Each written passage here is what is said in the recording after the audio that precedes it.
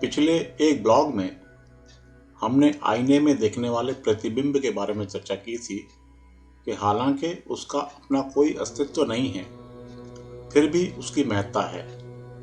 अब हम चर्चा कर रहे हैं छाया की।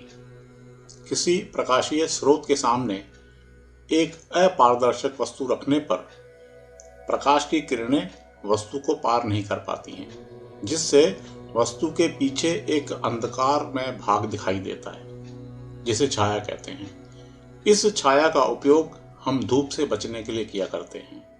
हम यही जानते और समझते हैं कि छाया का अपना कोई अस्तित्व नहीं है, वह हमारी अथवा किसी वस्तु की परछाई मात्र है।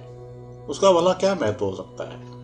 बात ठीक भी लगती है, मगर हमारी संस्कृति में इस पर भी बहुत काम हुआ है। हमारे शरीर की छाया के बारे में बात करने से पहले हम चर्चा कर लेते हैं छाया के कारण से होने वाले सूर्य ग्रहण व चंद्र ग्रहण की।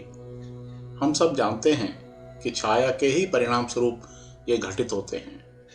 इस पर बड़े वैज्ञानिक प्रयोग हुए हैं और हो भी रहे हैं, लेकिन भारतीय संस्कृति में बहुत पहले ही खोज हो चुकी है कि इनका मानव सहित चराचर जगत पर बहुत गहरा प्रभाव पड़ता है।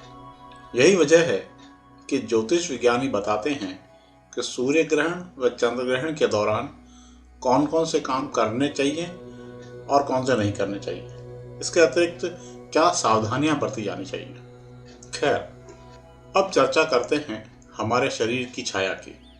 इस बारे में मुझे जो जानकारी मिली है वह आपसे साझा करना चाहता हूँ। छाया के महत्व के बारे में शिव सर्वोदय में विस्तार से चर्चा की गई है। शिव सर्वोदय अनूठा भारतीय प्राकृतिक विज्ञान है। इसमें भगवान शिव प्रकृति के रहस्यों के बारे में माता पार्वती को जानकारी देते हैं। शिव सर्वोदय में बताया गया है कि एकांत निर्जन स्थान में जाकर और सूर्य की ओर पीठ करके खड़ा हो जाएं या बैठ जाएं, फिर अपनी छाया के कंठ भाग को देखें और उस पर मन को थोड़ी देर केंद्रित करें। इसके बाद आकाश की ओर देखते हुए पर ब्रह्मणे नमः मंत्र का 108 बार जाप करना चाहिए, अथवा तब तक जाप करना चाहिए जब तक आकाश में भगवान शिव की आकृति न दिखाई दे। 6 मास तक इस प्रकार की छाया की उपासना करने पर साधक को शुद्ध स्फटिक की भांति आलोक युक्त भगवान शिव की आकृति का दर्शन होता है। यदि वह रूप अर्थात भगवान शिव की आकृति कृष्ण वर्ण की दिखाई दे तो साधक को समझना चाहिए कि आने वाले 6 माह में उसकी मृत्यु सुनिश्चित है। यदि वह आकृति पीले रंग की दिखाई पड़े तो साधक को समझ लेना चाहिए कि वह निकट भविष्य में बीमार होने वाला है।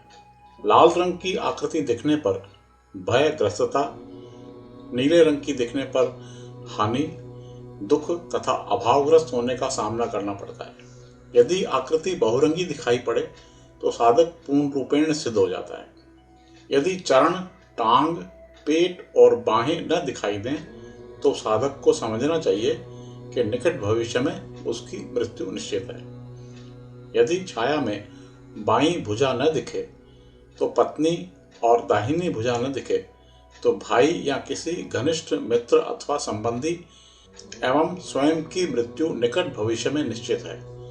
यदि छाया का सिर दिखाई न पड़े तो 1 माह में, जांग और कंधा न दिखाई पड़े तो 8 दिन में और छाया न दिखाई पड़े तो तुरंत मृत्यु निश्चित है।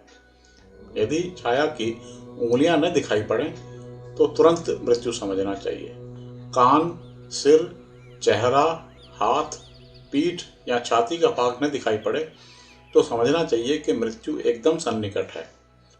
लेकिन यदि छाया का सिर न दिखे और दिग्भ्रम हो तो उस व्यक्ति का जीवन केवल 6 माह समझना चाहिए।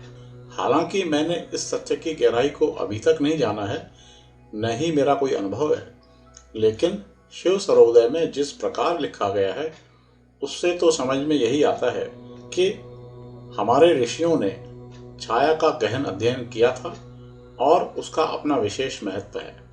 जिन लोगों ने तंत्र विद्या के बारे में पढ़ा अथवा सुना है उनकी जानकारी में होगा कि तांत्रिकों ने भी लक्षित परिणाम पाने के लिए छाया का प्रयोग किया है। वास्तु से संबंधित शास्त्रों में भी यह बताया गया है कि जिस स्थान पर हमारा मकान है उस पर किसी मंदिर के ध्वज की छाया पड़ना अच्छा नहीं माना जाता। छाया के बारे में आपसे साझा की गई यह जानकारी आपको कैसी लगी?